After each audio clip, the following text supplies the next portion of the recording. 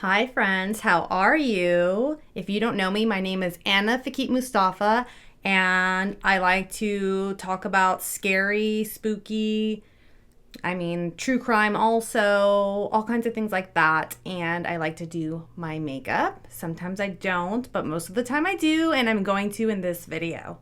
And in this video, we're going to be talking about one of the most disgusting people I have ever come across in true crime, and I watch and learn a lot about true crime.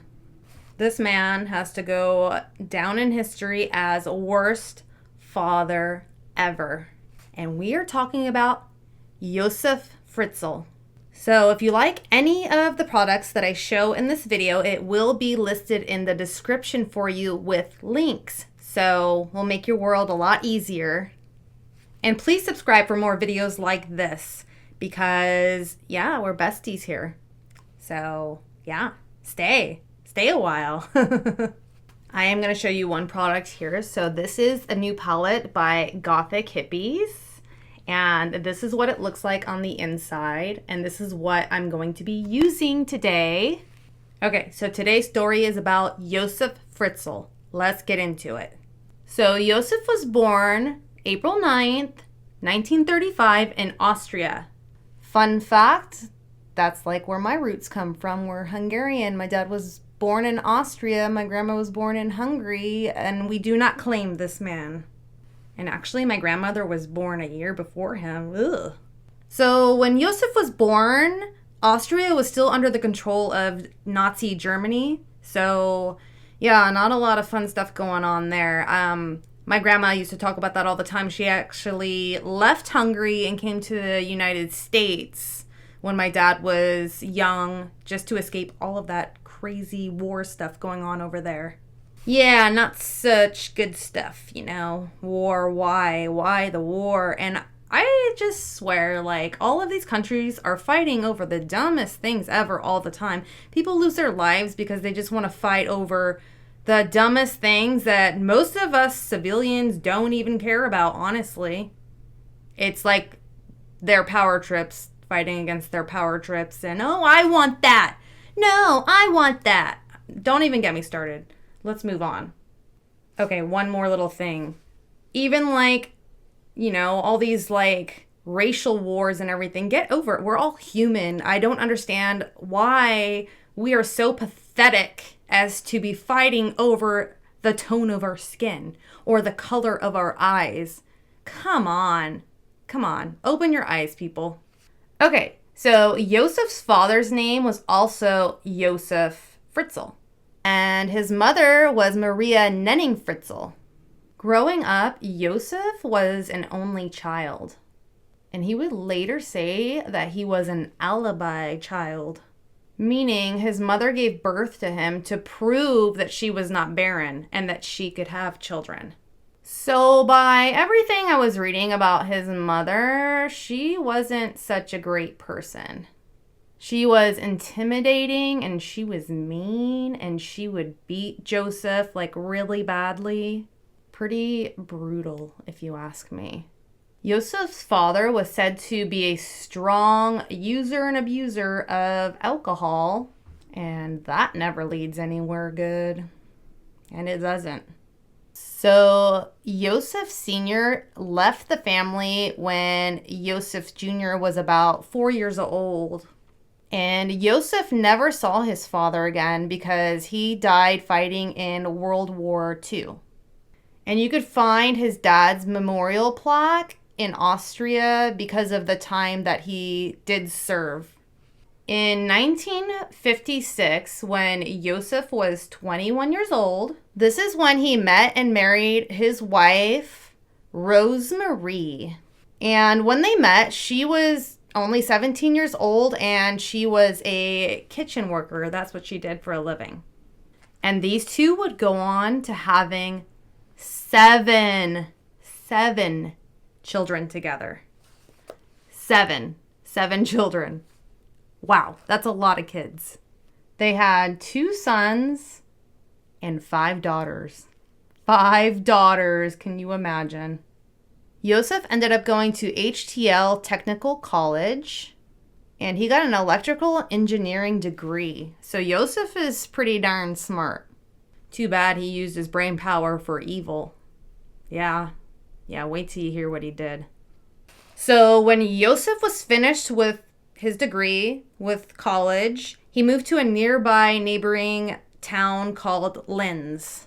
And he started working there in a steel industry company. Yeah, that's what he started to do when he moved to Linz.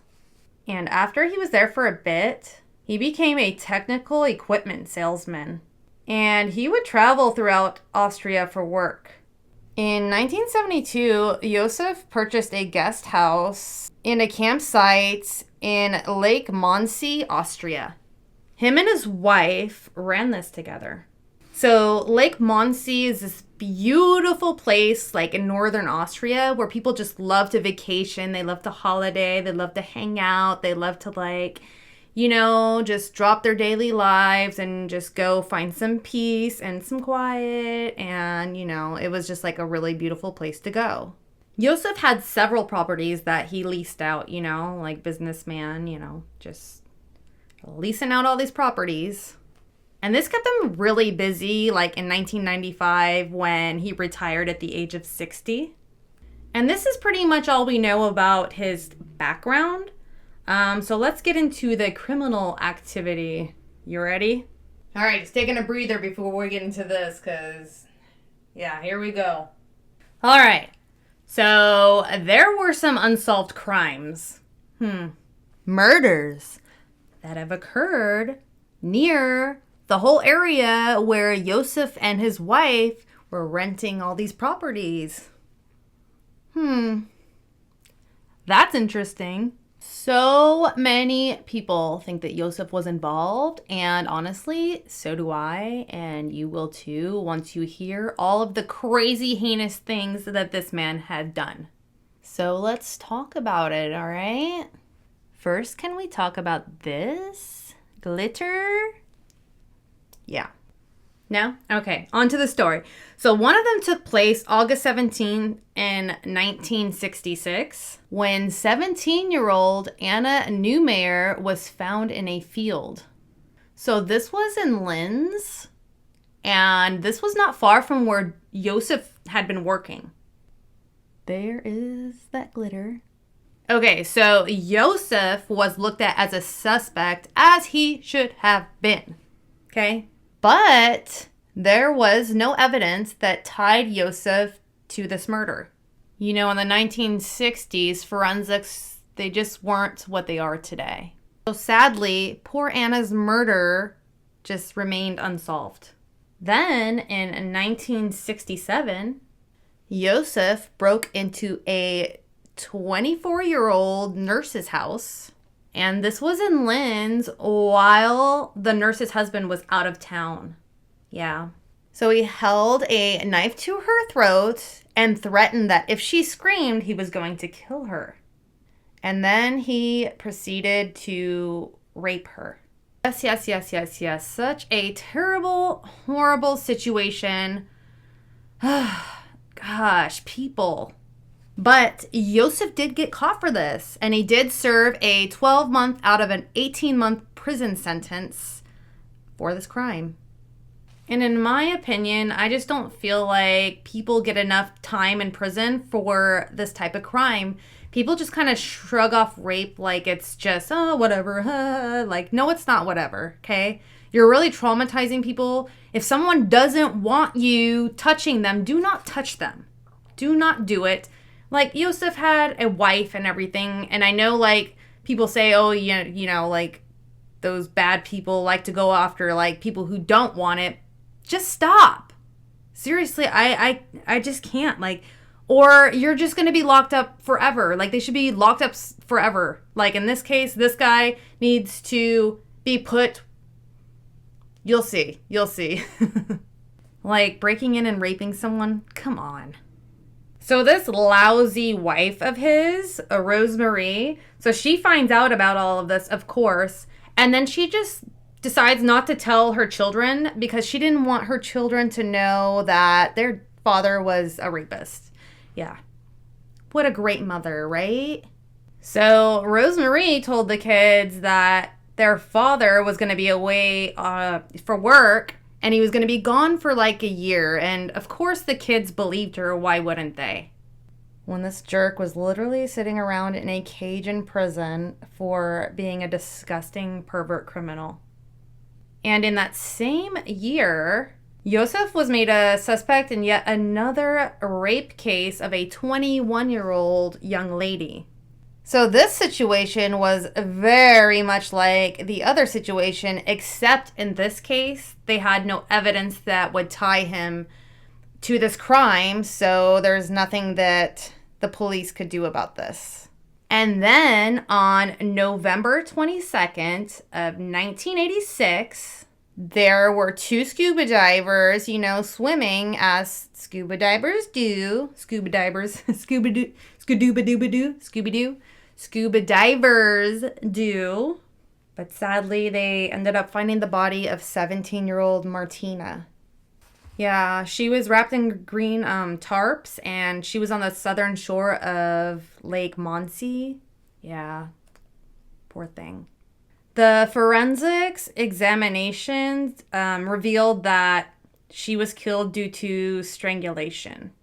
And again, at this time, Josef and his wife were running the guest house that was very close to where Martina's body was, found. And Josef was investigated for possible involvement. And many thought that he was involved in this. A lot of people thought that he was guilty. But yet again, there was no evidence that tied him to this crime. So Martina's murder was also left unsolved. So life for Josef and Rosemarie's kids were not the greatest. Let me tell you. Josef was very verbally abusive to these children. Josef was scary to them. He just loved to be in control, like a lot of garbage people do when they want all of that control. It's not for anything good because controlling people is not a good thing. But he also was said to be very intimidating to many, many, many people. And honestly, by the way this guy looks, I could see that. He looks like a scary monster.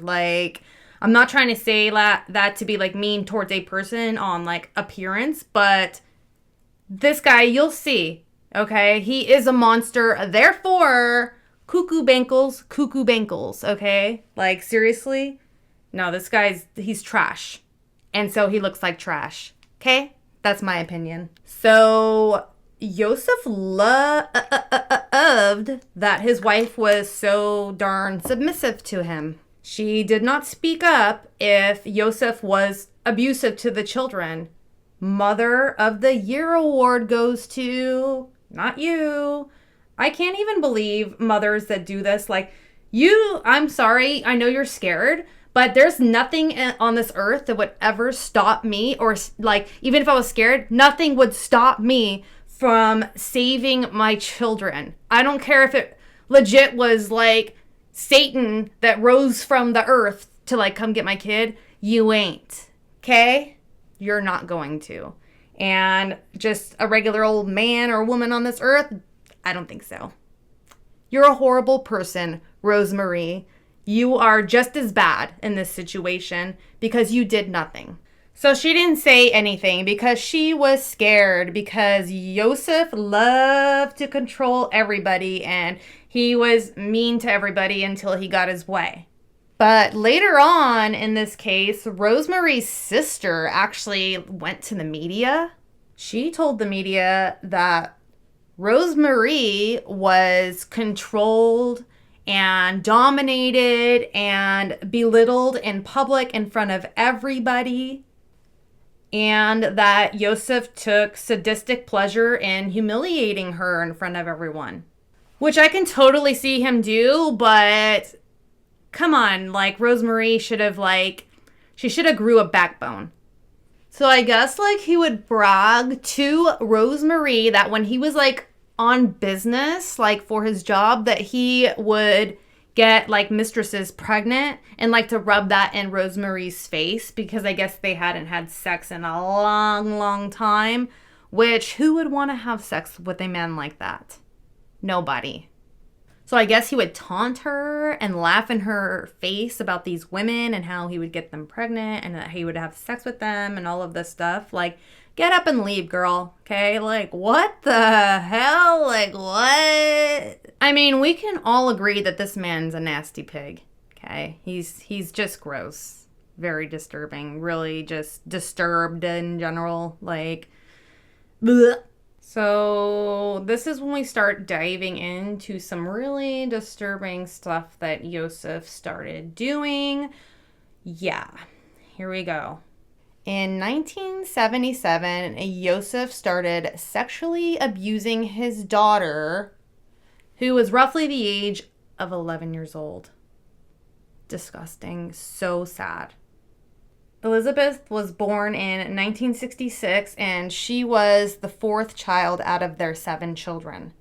Based off what we do know, Elisabeth was the only one that was sexually abused by her father.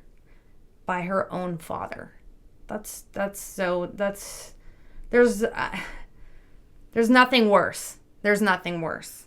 I just really feel for Elisabeth. That must have been the most horrendous thing that's ever happened. Like, seriously, like, that's so despicable and just so humiliating and just so... It's so wrong. She's just a baby. Josef later did say that the reason why he chose Elisabeth was because she's the only one who resembled his mother. Yeah, so sick.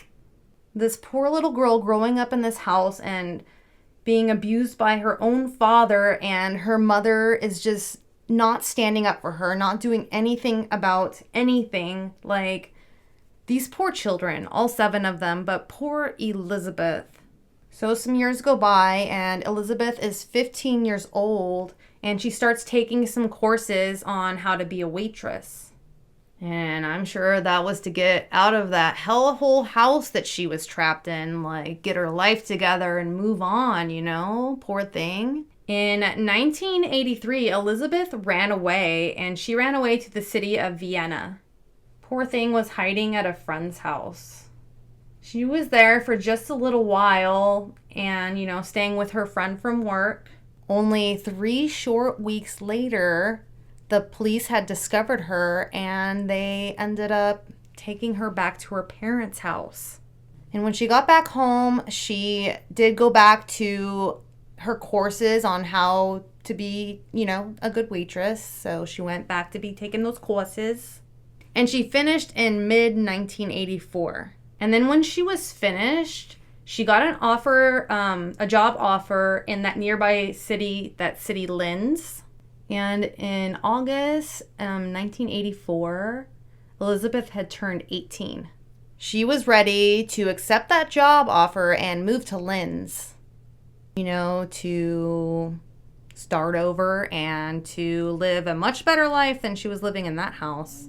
So in August, she's at the house. Her dad comes up to her room and was like, "Hey, can you help me out with something really quick?" And he was like, "Can you help me hold this door up and, you know, hold it up while I, like, screw it in?" Josef has been working on this basement for a while and just needed, you know, some of the final touches of her helping him, like, install the door or whatever. So she was like, yeah, okay, whatever. So she goes down to the basement with her creepy father, and she was holding this door with her back facing Josef. He comes up behind her, puts a cloth full of chloroform over her mouth until she goes unconscious. And then he threw her into the basement and locked the door. Josef was smart. He was an electrical engineer. Like, he knew what he was doing. He knew how to build and wire things, so... Yeah, so this weirdo, creep, freak created a whole prison downstairs in the basement. Yes. Wait till you hear this. So there was a staircase that would lead from the house and go to the basement. Like the basement area was like a pretty good size. And this is where Josef would work. This was his like man cave, if you will. Like his wife didn't go down there and bother him for anything. Like she would just stay upstairs all day and leave him alone, just thinking that like he was just working for hours on end, like doing his job, whatever. But he was actually downstairs building a prison that was connected to the basement right below. And this man was secretly building this for years and nobody knew. Nobody. And no kidding, he hid the cell so very well, you guys. He made it super complicated to find. In order to even find the door to the hidden cell, you had to go through 8 locked doors to even reach it in the first place. 8 locked doors. This is all down below the house, attached to the basement. And it was a maze down there. So when you open one door, there was a room. And then you'd open another door, and there was another room. And then you'd open another door, another room, another room, another room, another room. And then finally you get to this one room, and it has like shelving on the wall. And behind that shelving was like this tiny door that was like half of a body size. It was like tiny. And that little door had one of those beep-a-doo-doo-doo-doo, one of those electric keypads to even like get in. So it was locked electronically.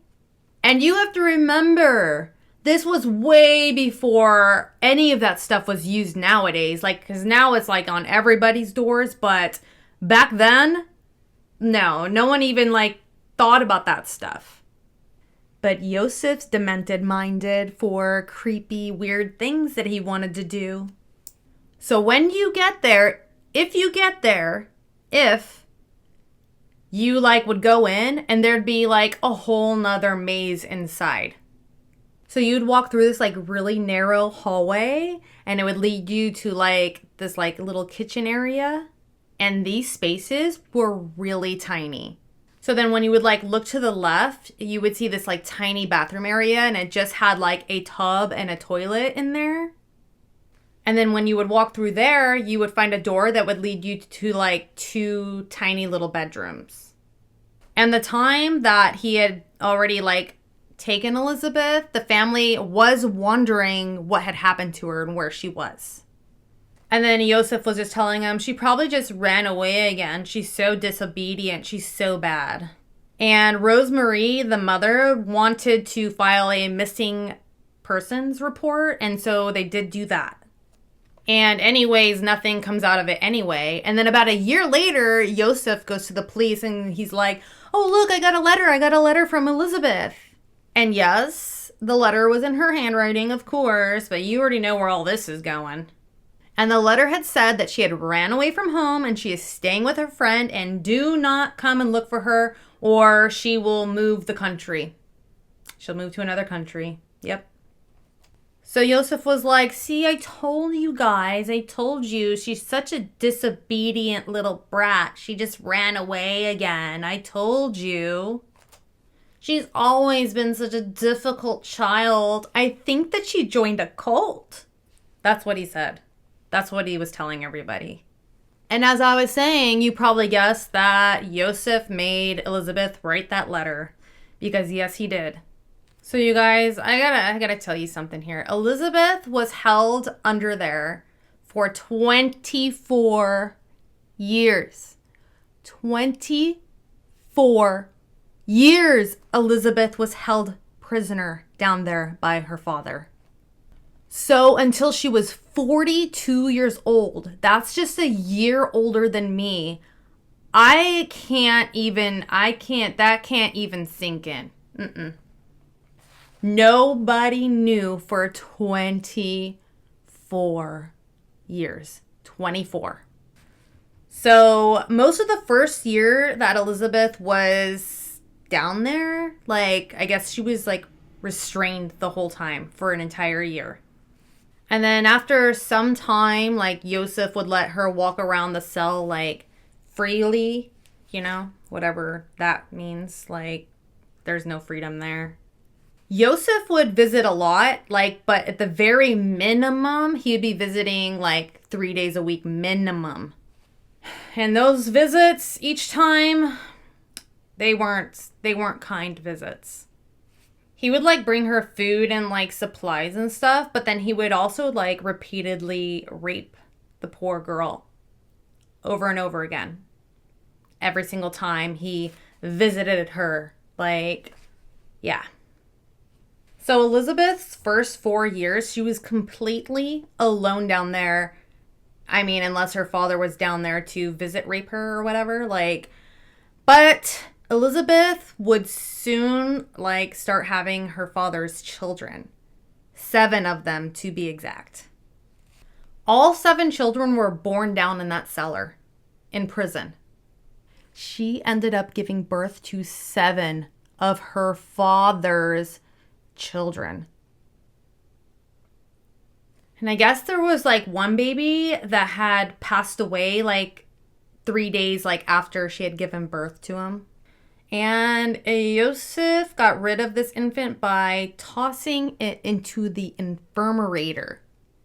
Despicable, disgusting. He would later have said that it just, like, went over his head, like, whatever, yeah, whatever, we'll just, get rid of it. Like, this person, he's not human. He's a monster. And so the family kept growing, and the next 3 babies that Elisabeth had given birth to down there were raised upstairs in the main house with Josef and his wife Rosemarie. Like, what? How, you may ask? Well, Josef had this all planned out.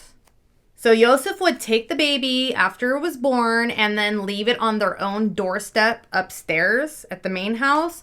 And then he would, like, answer the door, like, and just be like, "Oh my gosh, a baby. I bet you anything this is Elisabeth's baby, and she doesn't know how to take care of it, and she needs our help. She needs us to take care of her babies. I guess we'll help Elisabeth out by raising her baby." I mean, Rosemarie just kind of went with it. I don't know if she believed it or not, but, I mean, nobody knows that answer, but she went with it, so they just believed that Elisabeth was out there somewhere having babies and sending them off to her parents' house to raise, right? Oh my gosh, this just means that Josef and Rosemarie were, like, the best parents ever, right? They're such good parents for doing this for Elisabeth. Blech. So they had, like, the social services come out, and then they granted them, like, legal foster parent rights to all of these children.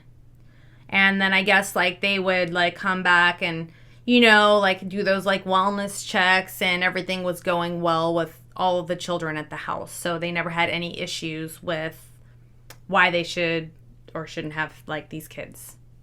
And meanwhile, down in the cellar, Josef would just do as he pleased with Elisabeth. I guess, like, they did do things also, like, he would homeschool her down there, and they would, like, watch TV down there. But that place was so cramped and so tiny, it was just, like, miserable with all of, like, all the bodies down there. Just two bodies. It was just too much. And so Josef had the idea to expand the cell. It was 380 square feet, and he wanted to expand it to 590 square feet. So 3 of Elisabeth's children were upstairs, but the rest were all downstairs with her. So in this cramped little space. So what did Josef do, like, to start this expansion? He put the family downstairs to work. He had them digging out soil with their bare hands, and it took years to expand this space. Josef had this family just living in fear also, just like the family upstairs. And if they tried to leave or disobey him, then he would just threaten them and say, if you try to leave or disobey me, then you will be gassed. I will turn the gas on and I will kill you. He also told them, like, if you try to even mess with the doors, I rigged the doors so they will electrocute and kill you if you touch them. And that was not true. He did not rig the doors. He just wanted to scare them into, like, not trying to leave. He wanted to control them and keep them in their place. And then if they did not do something in approval of Josef, then he would punish them. He would do things like not feed them for days. Or he would, like, turn the electricity off so they'd be left in the dark. What a disgusting person. What a disgusting piece of crap. So he had also made Elisabeth watch porn movies so that she can learn how to perform sexual acts on him. He would just do, like, so many sorts of things just to humiliate her. And just so you guys know, like, downstairs, there was no windows. There was no sunlight. For 24 years, she lived without any sunlight, like any fresh air, like nothing.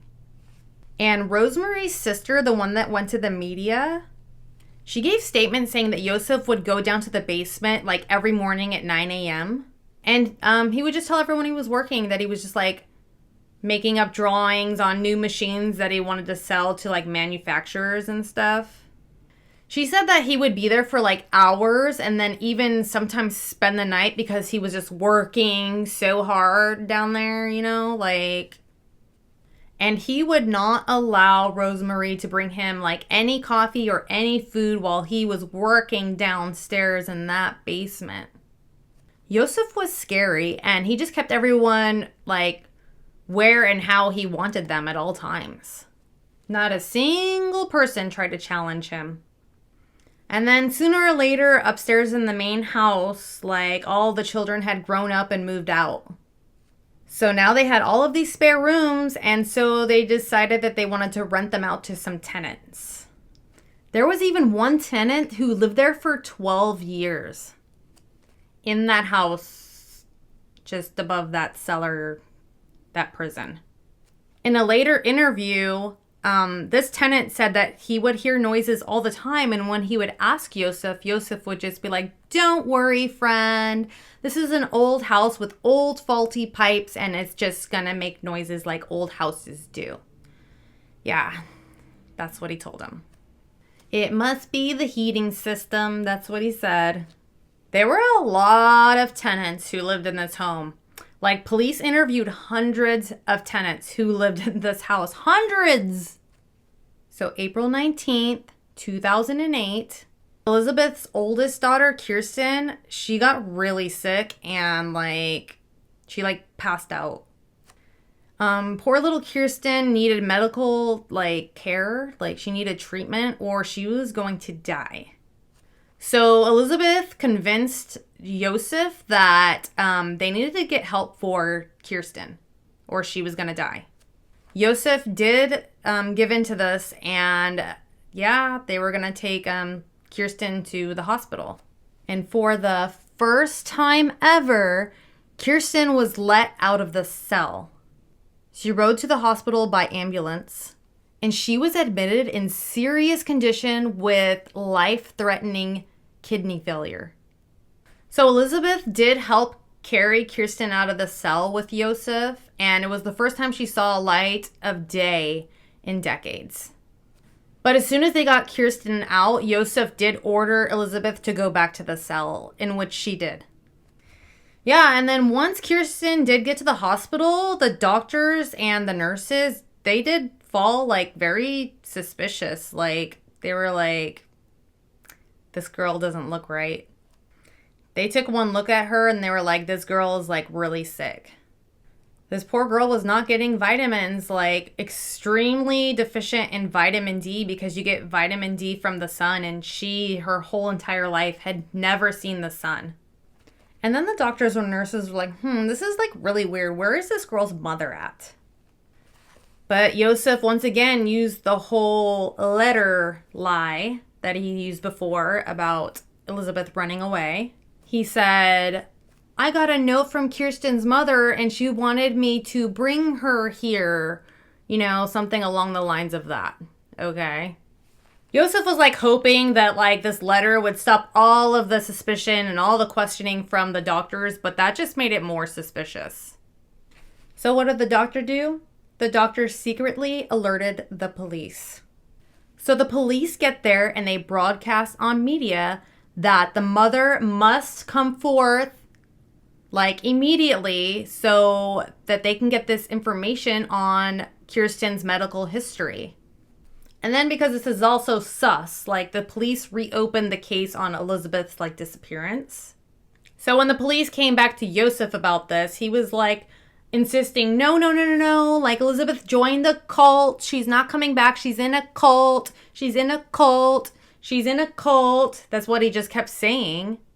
And then he was like, wait, let me show you the proof. I have letters that prove that Elisabeth, you know, she's fine, but she's in a cult. So he shows the police the letters. And the most recent letter that he had received was January 2008, which was only a few months prior to the time it was. So back in the cell, Elisabeth is watching TV and she sees that police broadcast. She just knew that she had to come forward. She just knew that she had to stand against Josef the next time he came to the cell. She demanded to Josef that she be able to go to the hospital and talk to these doctors about Kirsten. On April 26th, Josef released her from the cell alongside her sons, Felix and Stefan. So Josef brings them all upstairs into the home upstairs, the main house. And then Josef and Elisabeth like go down to the hospital where Kirsten was. I just have to stop here and I wonder how it must have felt for especially these children who have never seen the outside world, like how massive it was compared to the small confined space that they were in, like, and the brightness and just everything, like that must have been the craziest experience like of their lives, seriously. But not only that, but even Elisabeth, she spent most of her life down there in that basement.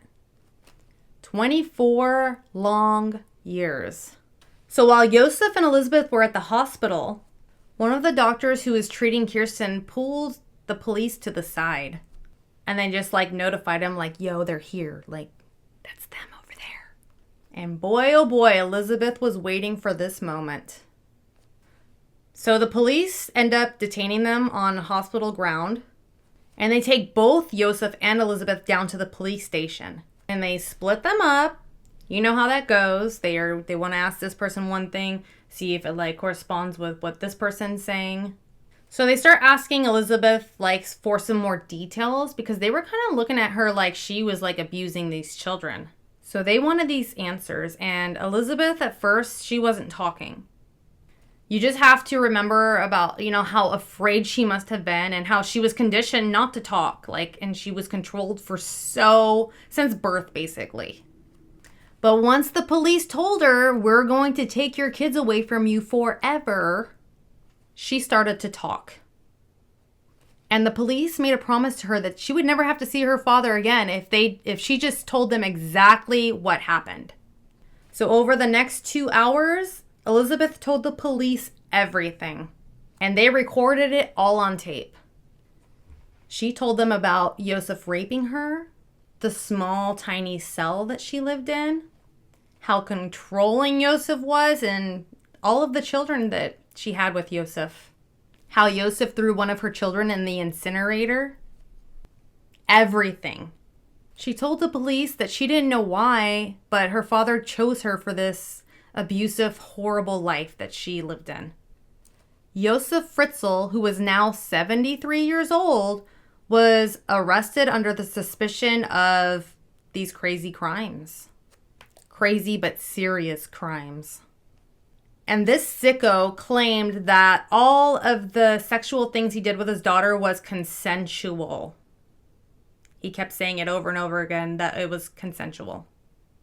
Yeah, okay, Josef, that makes sense. Then why did you have to lock her up if it was consensual? You're such a liar. Ugh, so gross. Just admit it. You're already just disgusting anyway.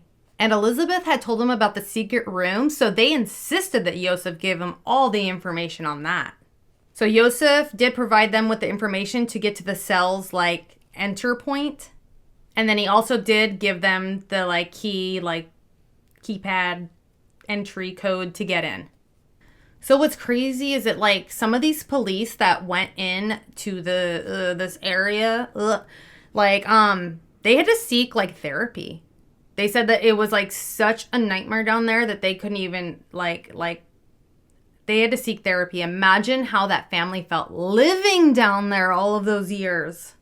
On the night of April 27th, 2008, Elisabeth, her children, and her mother, Marie, I don't know why whatever, but they took them to, like, a safety place. I wonder how, like, or what Elisabeth was thinking when she saw her mother again, like, a mother who did not protect her from this madman. I would have been beyond livid, like, take her in another car, okay? I don't want to see her right now. So police then do DNA testing. And on April 29th, 2008, Josef was confirmed to be the biological father of all of Elisabeth's children. And then in July, Elisabeth gave her video testimony to, like, police and prosecutors and all that stuff because they were going to use it in court. And in May of 2009, some of Josef's interviews were, like, leaked into the media. And some of his, like, conversations with his lawyers, which just shows that no one likes you, Josef. Nobody. They didn't care but to leak your stuff out there. And this was a tasty treat for the media. They just went wild. They were, like, printing on, like, these magazines and all this kind of stuff. Like, you know, just stating about, you know, what a monster he is. And according to Josef, that was just it. Oh, it's not fair how they're making me look like a monster. They're making me look like such a monster. No, you made yourself look like a monster. Not only look like a monster, but you are a monster, and that's just the facts. So get over it. But he could not get over the fact that they were trying to make him look like a monster. He was a good guy. He brought her, like, supplies and toilet paper and bandages and things like that. Oh my gosh. That changes our mind about you. And that he was not a monster. It was consensual monster. Imagine how Elisabeth felt by him telling everyone it was consensual. That's so disgusting. How nauseating it must have been for her. And that's still abuse. That's you still abusing her after the fact. Josef said, oh, when I would go into the bunker, I would, like, bring flowers and I would, like, bring teddy bears and, like, stuffed animals for the kids. We watched movies together and Elisabeth would make our favorite meals. We were happy down there. And then Josef said when Elisabeth got pregnant, he gave her, like, medical books so she knew what to do when it was, like, time to, like, give birth. Like that was, like, helpful. Wow, what a good guy you are, Josef. Oh my gosh, you gave her medical books? Oh, let's just throw this all out the window. You're a good guy. He also said that he knew what he was doing for 24 years was not right, so you're just contradicting yourself. Like, ha ha ha. He said just, you know, he planned on, like, getting her and the kids out and freeing them, like, eventually. But then it just became so normal. It was just, like, normal life. Like, he would go to that house and, like, have a normal life. And then he'd go over there and have a normal life with his other family. It was just normal. You know, he didn't want to break the normalcy. Truly demented. And then when Josef was asked why Elisabeth, again, he said, oh, you know, she looked just like my mother, Maria. And because of her rebellious teenage behavior, it offended his love for discipline. Like, he was trying to suppress, like, his lust for his mom, and that worked. But when it came to Elisabeth, he said that he could not contain it. So, from Josef's words, my desire to have sex with Elisabeth came ever stronger. It was a vicious circle to where there was no exit. This guy is just so sick and twisted. He said Elisabeth was different from my other children. She would go out all night and drink. She ran away twice, and when I tried to get her out of this rut, it just made her fight me even more. And that's why I had to find a place, even if it just kept her from the outside world. And then when he was talking about his mom, he was like, oh, she was the best mom ever. And then he would like reverse it and was like, oh, my mom beat me. She was so mean. She was so controlling, but it was well deserved. Blah, blah, blah. She never loved him. She never kissed him. And all he ever wanted to do was please her. So in 1959, his mom actually moves in with Josef and Rosemarie, and Josef like locks her in the attic upstairs for like years and years and years. And then he was so excited because he said the like roles had reversed, and now she was like super frightened of him, and he loved that control, and he loved how that felt. Like, this guy was sick. He locked her in there and like bricked up the window, so she couldn't even like get the sunlight either. So I guess like he was just doing this to people. And they believe that he kept her up there for 20 years locked up. Yeah, so he had experience. So in court, Josef was found guilty of all charges. He got life in prison, and he got beat up in prison a lot. They actually moved him to like a regular prison because he was in like a psychiatric like facility prison at first. And yeah, so they moved him to like a regular prison, and yeah, they don't like him there. So nobody likes him. He gets beat up a lot. In 2023, so recently, Josef had an interview with Sun and was like saying that my family will forgive me. I miss my family so much, blah, blah, blah. No, they won't. No, they won't. And in January of 2024, even more recent, so reportedly, Josef has been suffering from dementia. So yeah, like early signs. As for Elisabeth and the children, they lived most of their life through therapy. And Elisabeth ended up finding love with one of the bodyguards that was like help working on this case. The family is living very privately, which they completely deserve, and I wish them the best, and I hope for healing to them, and I just hope that they live the best life that they can. In 2013, the Fritzl home was actually sold, and the whole basement area was just like filled with concrete. So yeah.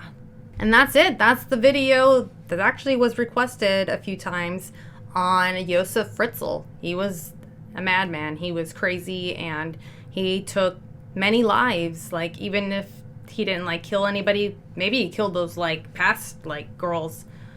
Who knows? But he did take lives nonetheless. And yeah, so just wishing the family the best ever. And if you like this video, please subscribe to my channel. There will be more like this. I have been asked for more true crime. I was doing that for a while and kind of started doing some other stuff, but everyone wants true crime again, so here I am. And I hope you guys have a beautiful day, and I will see you so very soon.